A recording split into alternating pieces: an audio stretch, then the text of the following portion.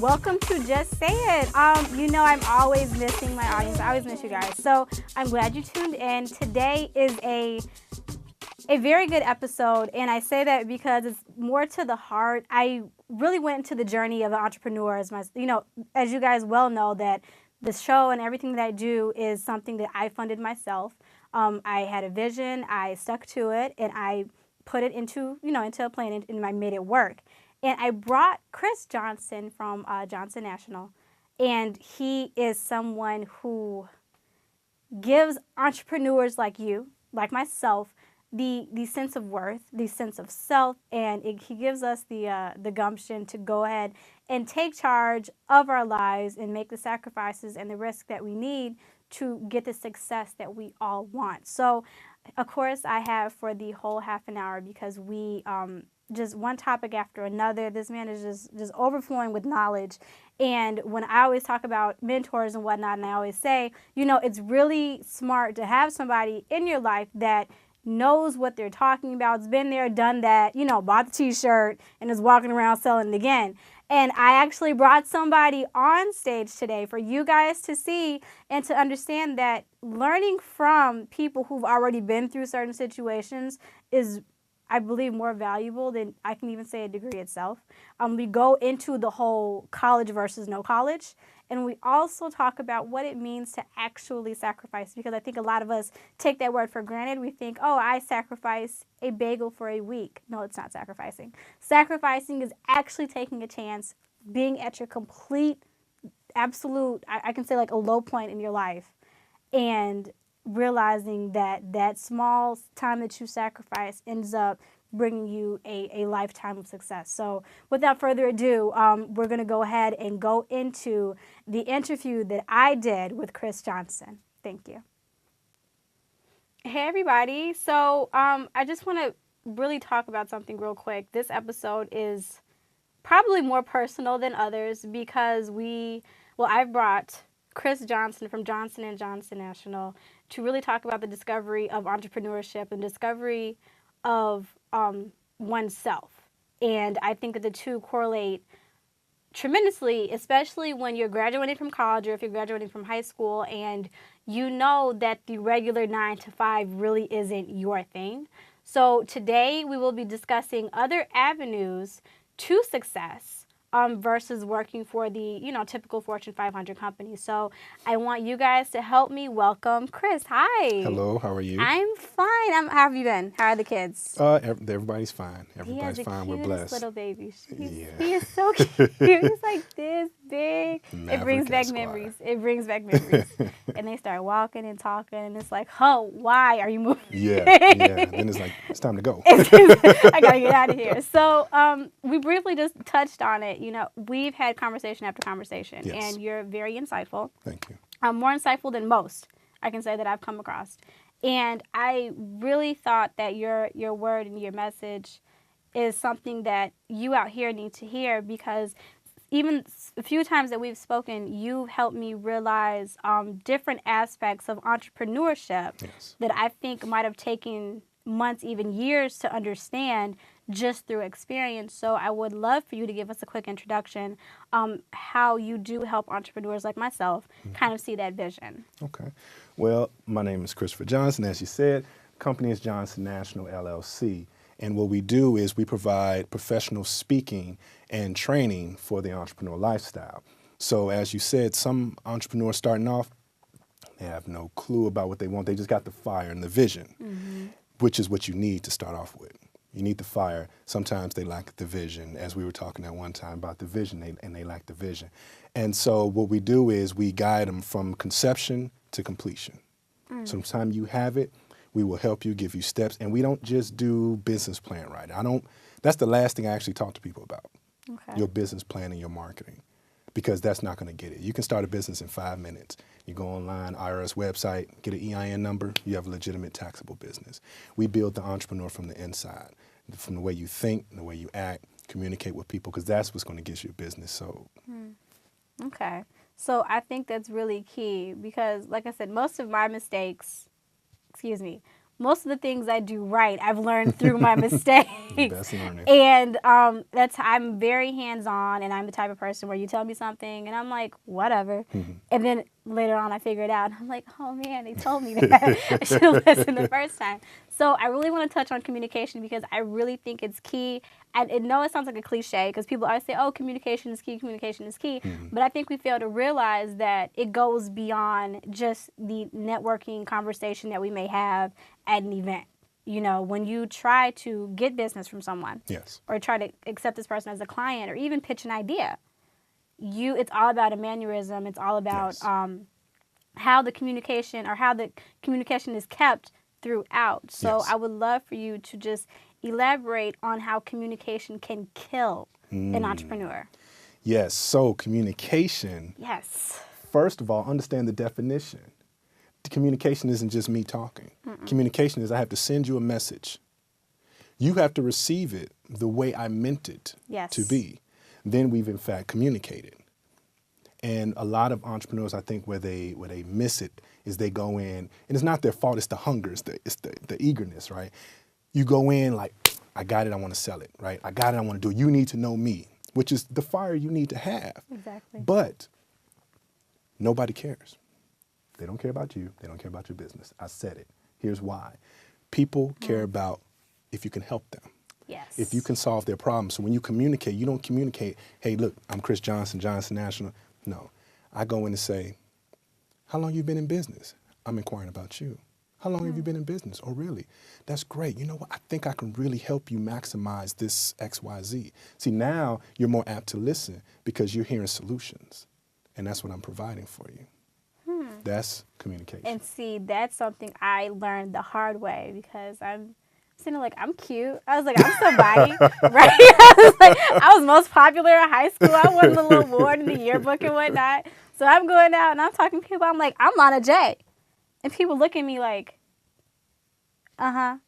And I'm sitting there like, but I'm pretty. I'm doing this. I do that. And then it occurred to me because, you know, I think my generation is so focused on looks.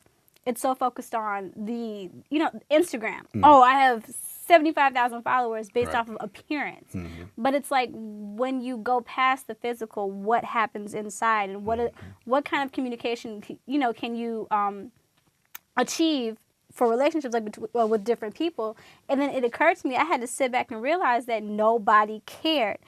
And I can say that is the toughest blow. Yes. Like my ego, I went, oh my God, nobody cares for real. Like my mom was telling me this, but I'm like, whatever. And then it occurs to me like, nobody cares. Nobody. It doesn't matter how awesome your idea sounds.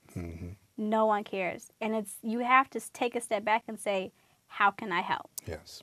So please, this whole episode, like I said, we're focusing on building, even if you don't have a business, you know, you can take the same information and use it or apply it for entrepreneurship, Yes. which is, you know, succeeding within a company. If you Yes. don't want to start your own, everything that we're going to talk about today is the same thing. And like I said, personal experiences.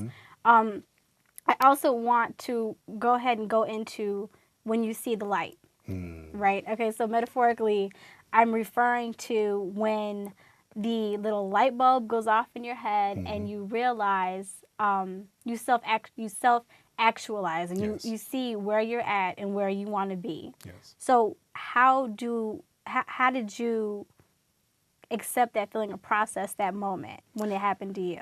Well, it happened to me. I was in my mid-20s. I was working for, I can say the company name now. They're not in Chicago anymore, U.S. Cellular. Okay. And my particular manager at the time, and I think it affected me more because I really liked it. See, a lot of times things can happen on the job, and you may not like the job anyway. You're like, whatever. But I actually liked what I did, and I enjoyed the people I was with. And so the situation happened where I was in the right. The manager told me not to show up for this meeting. I didn't. Well, anyway, when that guy shows up, that guy that fires people, that when he walks through, everybody says, oh, that's the guy, somebody getting fired. They called me in, and I'm like, for what? And he said, you didn't show up. And I looked to my manager who was standing there, because I'm like, I don't have to defend myself. He's supposed to defend you. He put his head down. And right then, I had 2 young girls at the time. I had rent, family support. and he snatched all that from me. Not like, I'm blaming like my life's been out of control, Right. but no, I mean, he snatched that control. And I told myself from that point on, that was my light bulb. I would never, ever let somebody have that kind of control in my life. If I rise or fall, it's going to be because of me.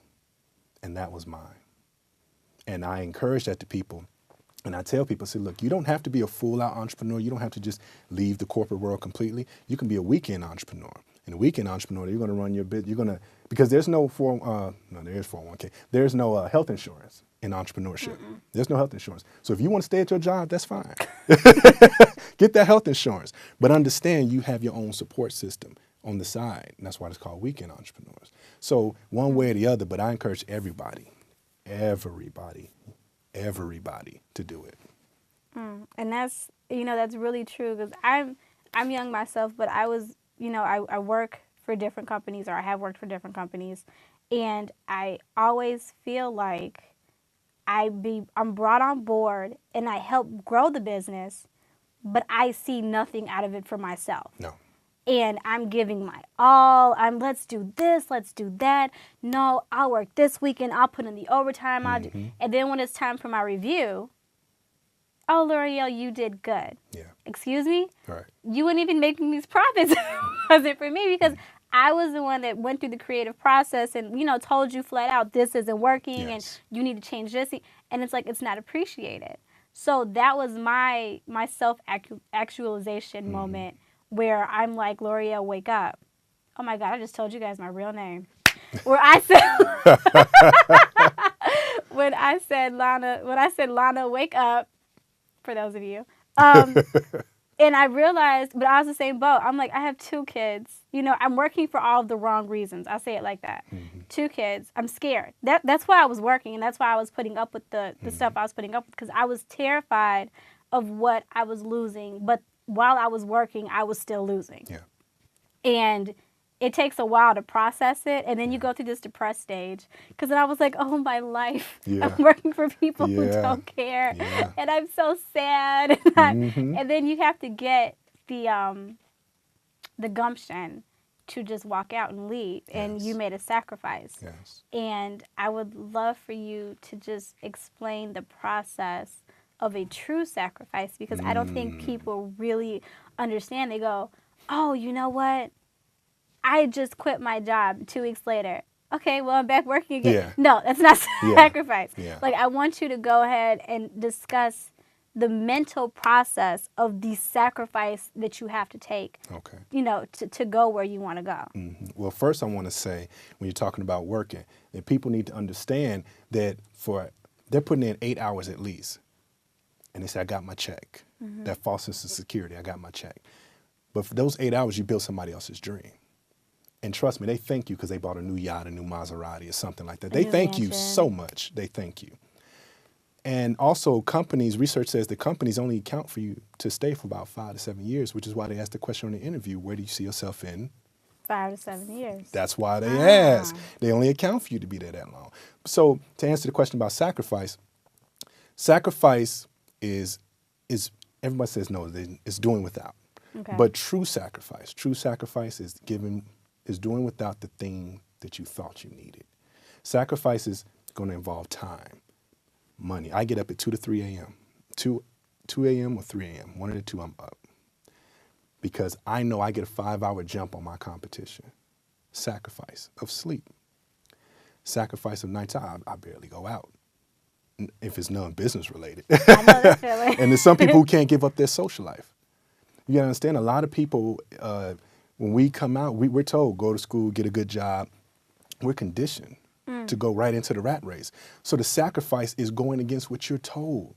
Your parents, your grandparents, everybody, your friends.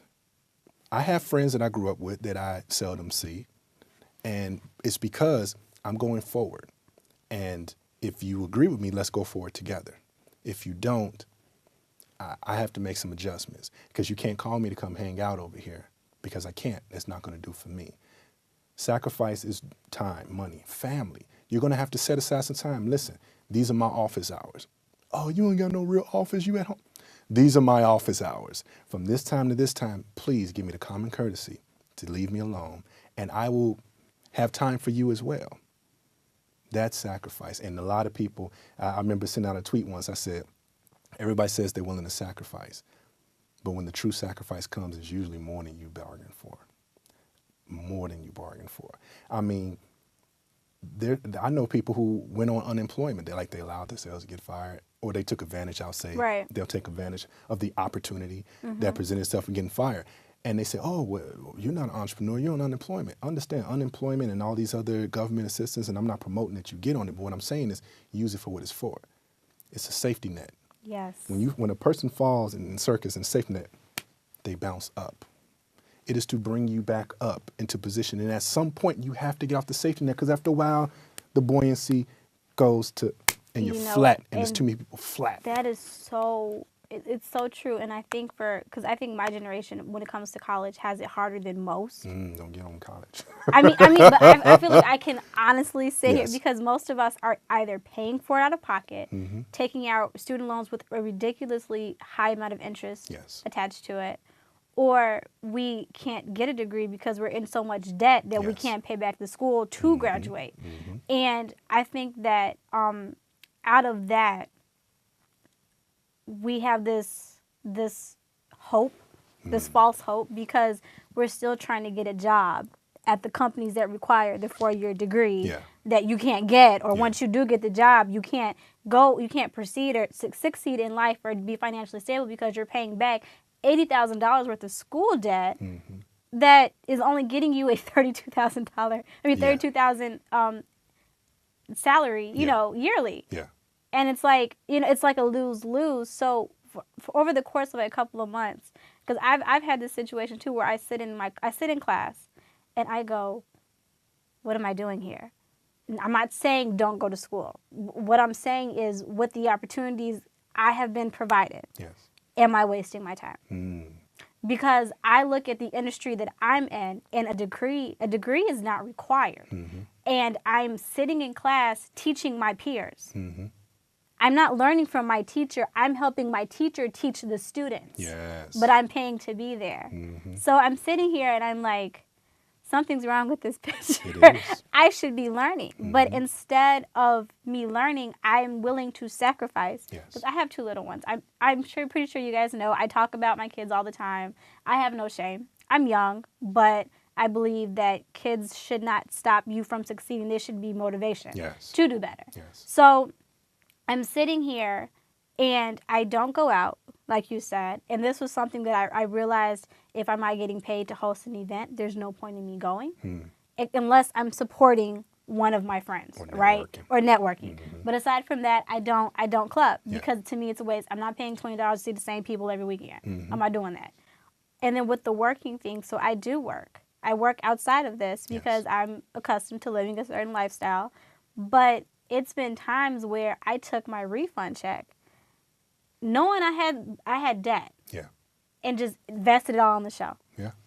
Not knowing what I was going to do next month. And it sounds crazy. A lot of people called me selfish. You know, a lot of people, you have your opinion.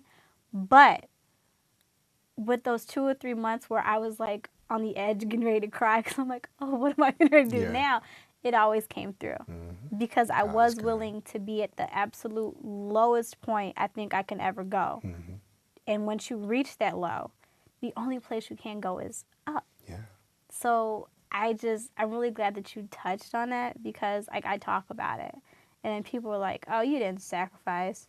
I'm like, oh, if you knew. It's not all pretty, you know, because people watch it from the outside looking in. They see you doing well.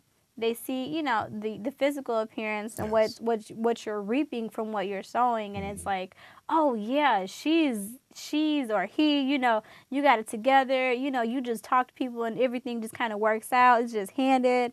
And I'm looking at him like, oh Lord, you must not understand the bills associated with taking a risk. Because when you have kids, it's different. And like I tell people all the time, if you don't have kids, please take advantage of entrepreneurship or something. Because you don't have the extra time. You can dedicate your time to whatever you want to.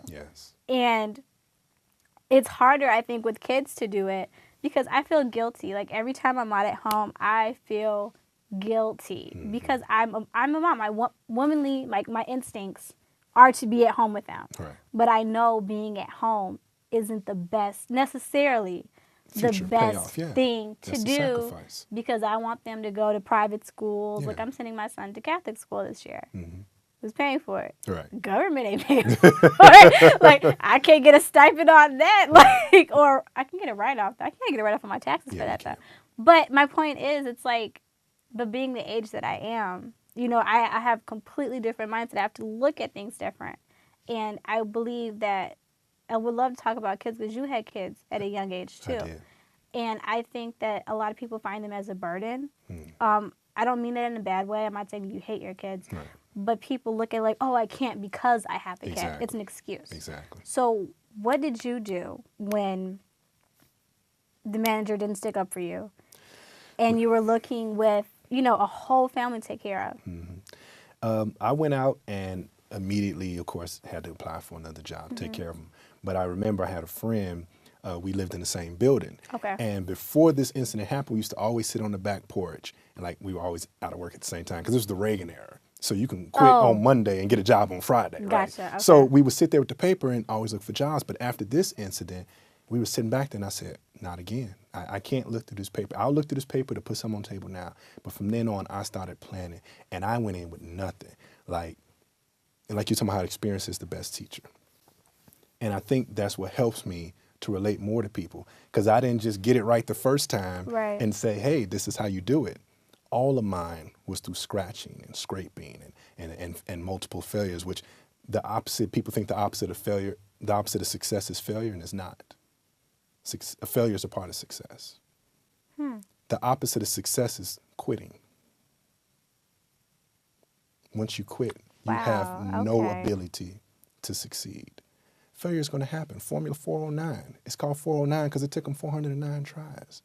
Really? Yes, that's why it's called that. I did not know that's If they stopped at 408, they'd be out millions of dollars. I did not know that's why it was called 409. Yes, I thought it was like an area code. It took them 409 like tries. representing the area. Yeah, so don't talk to me till you hit 410 and then hit 411 after that. What? So and because I remember when I first wanted to learn, I wound up getting a job at a retail store in the mall. Okay. Lids, I said. I worked at Lids, right? Oh, I love Lids.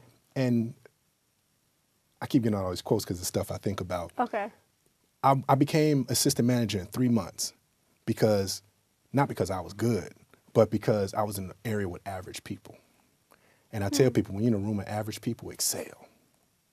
When you're in a room with great people, take notes.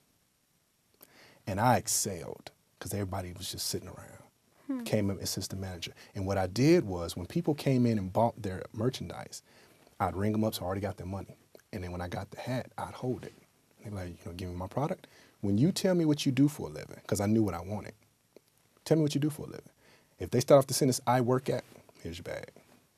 But I met a gentleman who said, oh, I own. Really, what do you own? And he owned a t-shirt business. And he gave me my first book ever, which I still have to this day. He had labels and highlights in it. And he said, I own this. And it was like it was a small business startup kit. He gave me the book. The next day he took me out to lunch. And he was giving me all these experience and tips. He said, I can't teach it all to you. You got to live it. You got to live it. And I said, wow. And I never try to teach people everything. I teach them everything I know. If I know it, you know it. It's as simple as that. The only way to get the best return on my investment for my knowledge is to give it to you and to pass it on, because then it's going to outlive me. So I pass it on. Freely receive, freely you give. I pass it on.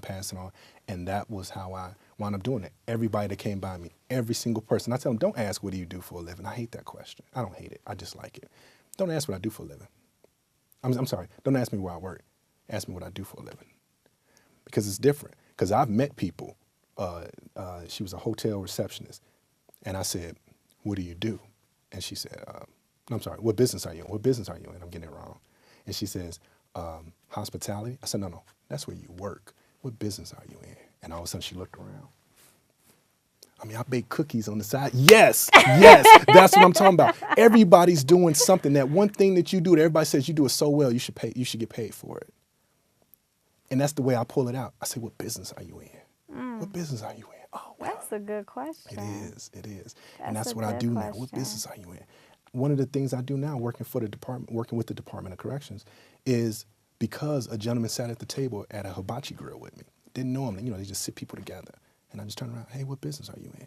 oh, I do this, this, this. Oh, really? Hey, listen, you know, they're not teaching them everything. You got to learn about this entrepreneurship. Oh, yeah. And now I work with people at the prison.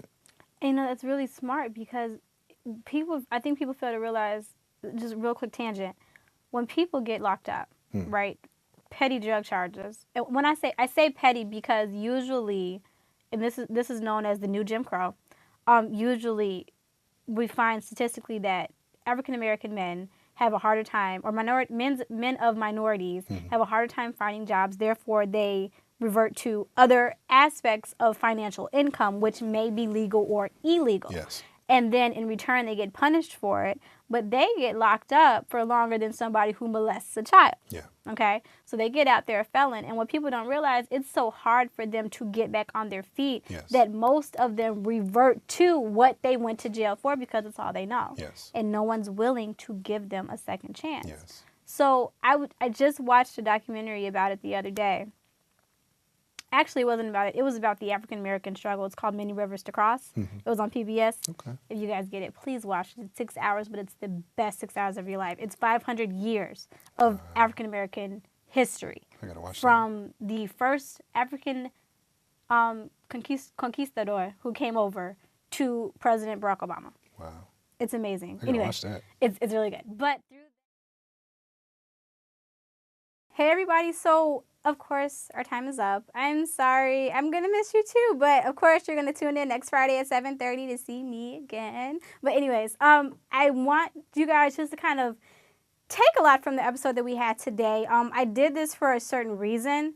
I believe that the information that I receive is something that should be given to you as well. So I hope that you guys are able to understand when that light bulb goes off, to take advantage of it and not be scared of it. I think a lot of us are scared of who we are capable of being versus what we have to lose, because when we hold back, we end up losing anyway. So again, I want to thank everybody for tuning in.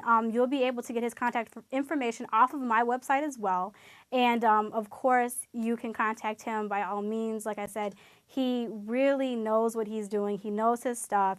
And if you guys really want to pursue entrepreneurship or entrepreneurship, which is when you pursue a career within a company, the few things that we even talked about today, I can assure you is worth more than months and months of trial and error through your own mistakes and whatnot. So again, I want to thank you for tuning in, and I want you to take three stages from this whole episode, which is to dream, to wake up, and to do it. So thank you. I'm Lana J, and thank you for tuning in to Just Say It.